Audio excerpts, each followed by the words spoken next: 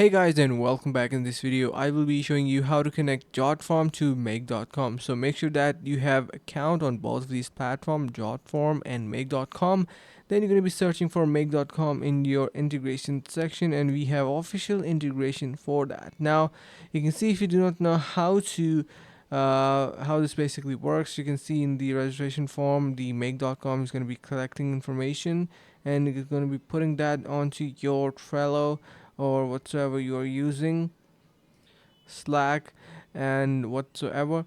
And we have Google Sheets as well, and it can collect all of the information, put them organized, make it into an automation.